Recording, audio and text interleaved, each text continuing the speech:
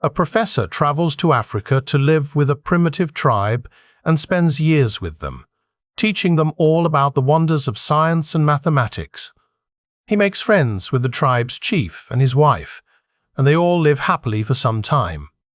One day, the chief's wife gives birth to a white child. The word spreads, and the entire tribe is in shock. The chief pulls the professor aside and says, "Look, you are the only white man we've ever seen around here, and my wife gave birth to a white child. It doesn't take a genius to figure out what happened." The professor replied, "No, chief, you're mistaken.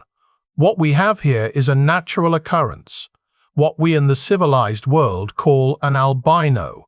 Look at that field over there. All the sheep are white except for one black one. Nature does this on occasion." The chief was silent for a moment, then said, "Tell you what. You don't say anything more about that sheep, and I won't say anything more about the white kid." So, a man rents a room and pays extra, on the condition that the landlady prepares his work lunch every day.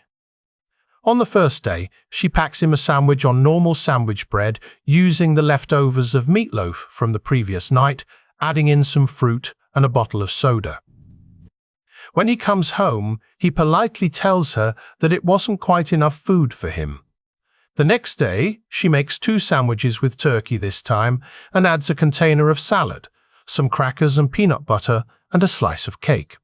That night, he tells her, most apologetically, that while the food was delicious, he found himself still hungry, and could she possibly put in a little more tomorrow. The next day, she uses long slices of sourdough bread to construct a pair of huge sandwiches, and includes crackers, peanut butter, chips and dip, veggies and ranch dressing, and a whole 2-liter bottle of soda. That night, he smiles very kindly and tells her it was almost enough food. The following day, throwing caution to the wind and oddly wondering if she's feeding his entire workplace, she cuts a loaf of bread in half and stuffs it with pounds of meat and cheese. An entire head of lettuce, tomatoes, onions, other vegetables, sauces, everything. That night, he fixes her with a dry look and says, "So, I see we're back down to 1 sandwich."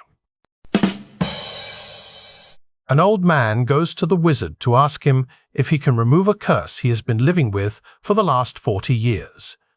The wizard says, "Maybe, but you will have to tell me the exact words that were used to put the curse on you." The old man says without hesitation, "I now pronounce you man and wife."